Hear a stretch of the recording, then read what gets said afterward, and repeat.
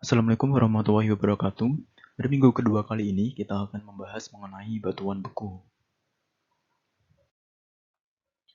Sebelum memulai penjelasan mengenai batuan beku, di sini saya akan menjelaskan mengenai apa itu kristal dan juga mineral.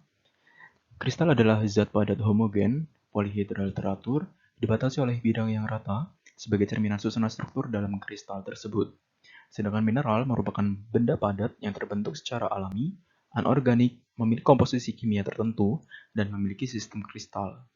Dan kumpulan dari beberapa mineral merupakan material penyusun dari suatu batuan. Nah, bagaimana cara untuk mengenali mineral tersebut?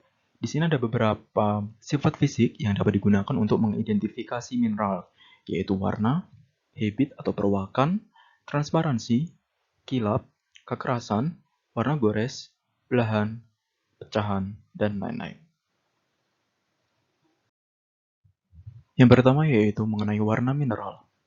Setiap mineral mempunyai warna masing-masing. Dan warna terkadang menjadi suatu penciri dari mineral tersebut. Namun juga warna bisa juga bukan penentu dari suatu mineral. Yang kedua yaitu habit atau perawakan mineral. Setiap mineral juga memiliki perawakannya masing-masing, baik itu yang berupa kubus, piramid, kemudian menjarum, dan lain-lain. Yang selanjutnya yaitu transparansi mineral.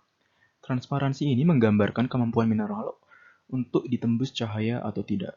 Secara umum dapat dibagi menjadi tiga, yaitu transparan, yaitu jika mineral tembus cahaya. Yang kedua yaitu translucent, jika mineral sebagian tembus cahaya. Dan yang ketiga yaitu opak, jika mineral tidak tembus cahaya. Kilap mineral. Kilap ini merupakan penampakan pada permukaan mineral akibat dari pemantulan cahaya. Terdapat beberapa macam kilap seperti kilap logam, kilap resin, dan lain-lain. Kekerasan mineral. Kekerasan ini menunjukkan seberapa tahan mineral tersebut terhadap goresan, baik itu menggunakan kuku, paku besi, paku baja, dan lain-lain. Berdasarkan dari kekerasan tersebut terdapat 10 skala yang digunakan untuk menunjukkan kekerasan mineral, yang disebut sebagai skala Mohs. Warna gores mineral. Tidak seperti warna mineral di fisiknya, warna gores tidaklah bervariasi dan dapat berbeda dengan warna mineralnya. Warna gores dapat diperoleh dengan menggoreskan mineral dengan porselen. Belahan mineral. Belahan ini menunjukkan kemampuan mineral terbelah pada bidang lemahnya. Penampakan belahan mineral dipengaruhi oleh arah potongan dari mineralnya. Bisa seperti satu arah, dua arah, tiga arah, dan lain-lain. Pecahan mineral. Pecahan mineral menunjukkan kemampuan mineral terbelah bukan pada bidang lemahnya. Seperti misalnya pada obsidian memiliki pecahan yang kongkoidal, seperti pecahan pada kaca, dan lain-lain. Yang selanjutnya yaitu bentuk mineral. Terdapat tiga jenis bentuk mineral, yaitu euhedral, jika mineral tersebut memiliki batas yang jelas dengan mineral yang lainnya. Sedangkan yang kedua yaitu subhedral, di mana memiliki batas yang jelas, namun juga sebagian yang lainnya memiliki batas yang tidak jelas. Sedangkan yang ketiga yaitu anhedral, memiliki batas mineral yang tidak jelas.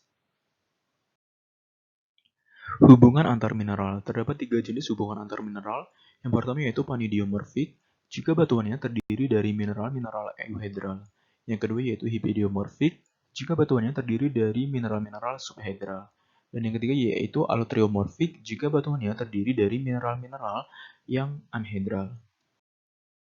Derajat kristalisasi. Terdapat tiga macam derajat kristalisasi. Yang pertama yaitu holokristalin, jika batuannya tersusun atas keseluruhan kristal.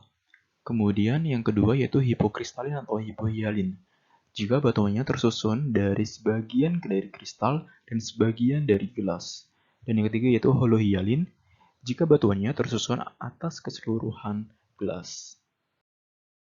Keseragaman butir. Terdapat dua jenis keseragaman butir. Yang pertama itu equigranular, yaitu jika mineral-mineralnya memiliki ukuran yang seragam.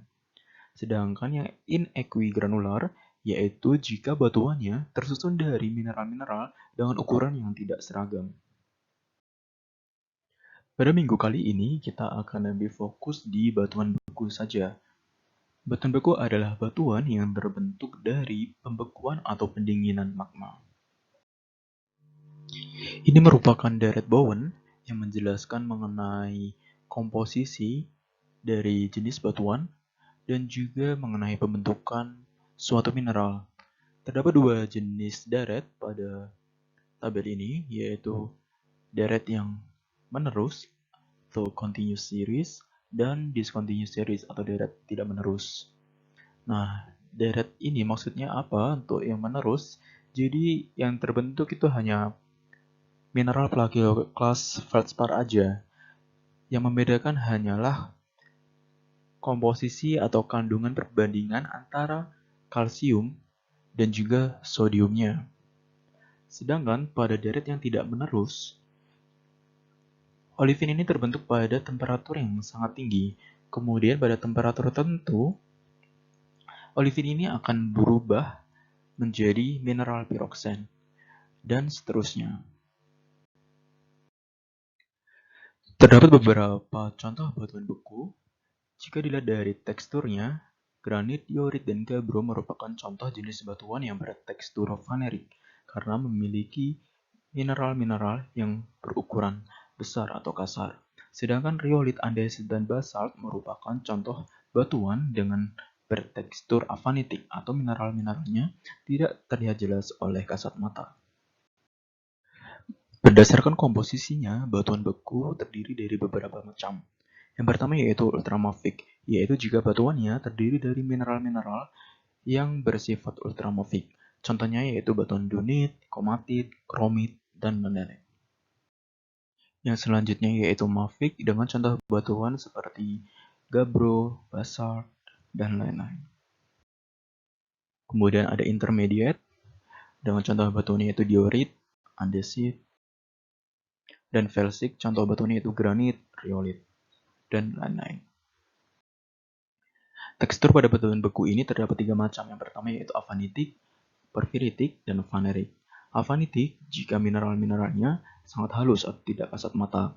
Sedangkan porfiritik yaitu jika terdiri dari mineral-mineral yang sangat halus atau tidak kasat mata dengan mineral-mineral dengan ukuran yang besar atau kasar.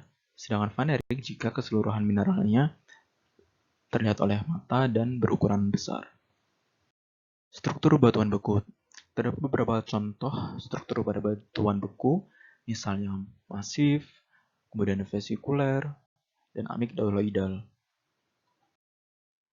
Berikut merupakan mineral-mineral utama penyusun batuan beku, yang terdiri dari olivin, piroksen, amfibol, biotit, feldspar, moskovit, kuarsa, plagioklas. Mineral-mineral ini merupakan hasil dari deret Bowen tadi.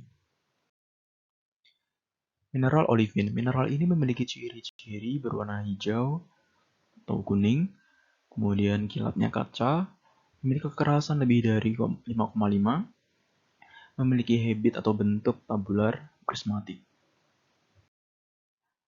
Mineral piroksen memiliki ciri-ciri berwarna hitam atau abu-abu, kilapnya kaca, memiliki kekerasan 5,5, berhabit atau berbentuk prismatik, memiliki belahan sejajar.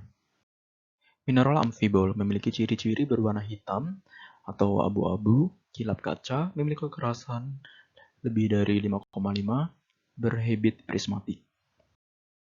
Mineral biotit memiliki ciri-ciri berwarna hitam sampai abu-abu, kemudian kilapnya kaca, memiliki kekerasan kurang dari 5,5, kemudian berhabit tabular. Mineral feldspar memiliki ciri-ciri berwarna putih, pink, kilapnya kaca, silky, memiliki kekerasan lebih dari 5,5, berbentuk tabular. Moskovit memiliki warna yang transparan, kilap pearly, memiliki kekerasan kurang dari 5,5, berbentuk berlembar atau tabular. Kuarsa berwarna transparan, putih, kilapnya kaca, memiliki kekerasan lebih dari 6,5, berbentuk prismatik, trigonal, dan lain-lain. Plagioklas memiliki ciri-ciri berwarna putih, pink, kilapnya kaca, memiliki kekerasan lebih dari 6,5, berbentuk prismatik trigonal. Kegunaan batuan beku. Ini adalah salah satu contoh batuan beku, yaitu granit, yang biasanya bisa digunakan untuk di interior maupun eksterior bangunan, kayak di lantai, kemudian di dinding-dinding, dan lain-lain. Sekian penjelasan mengenai batuan beku kali ini.